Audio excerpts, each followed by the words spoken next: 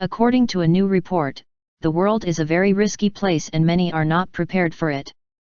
The World Economic Forum has released its Global Risks 2015 report that listed the greatest threats to stability over the next 10 years.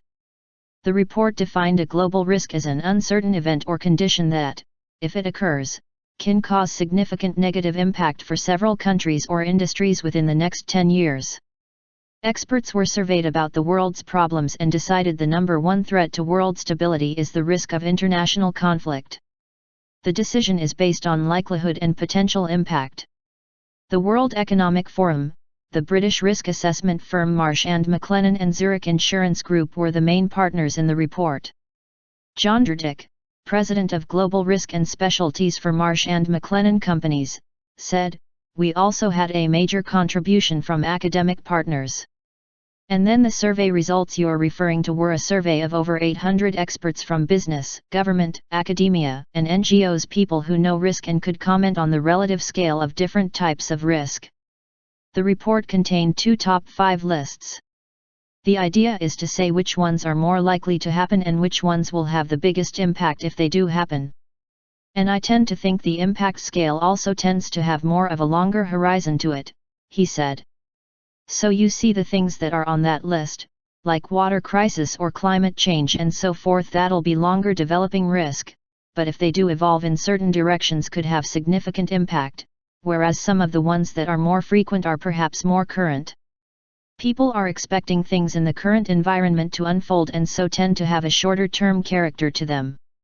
The complete top 5 in terms of likelihood were: interstate conflict with regional consequences, extreme weather events, failure of national governance, state collapse or crisis, and high structural unemployment or underemployment.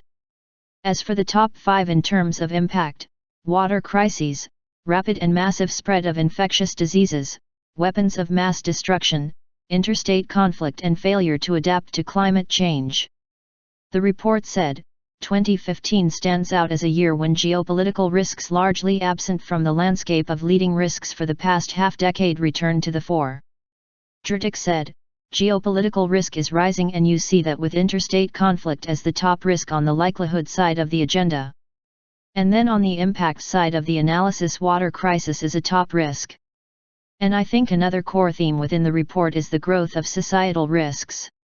He said rising geopolitical risk was expected. It's not a surprise when you look at what's in the headlines these days: Russia and the West in a much different relationship than perhaps a year ago, and then events in the Middle East, events in East Asia unfolding, he said. It's a prominent issue right now and very much more in the central stage right now than perhaps a couple of years ago, where I think the list was dominated more by economic risks in the aftermath of the financial crisis. Drzik said that the growing threat of terrorist attacks also plays into it.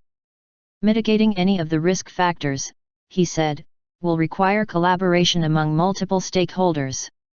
It really does require an extensive dialogue amongst the stakeholders, and then I think some very carefully designed international, as well as national regulation and governance frameworks in order to grapple with some of these risks, he said. Drzik said, for example, recent cyber attacks like that launched against Sony have stirred much debate over how to prevent them. He said such risks affect governments, private industry, and society as a whole. And then there are growing ethical concerns and implications regarding synthetic biology, nanotechnology, and artificial intelligence. Drzik said, however, geopolitical risks are causing some countries to become more protectionist and isolated from the global community. That could make reaching collaborative agreements to mitigate risks much more difficult.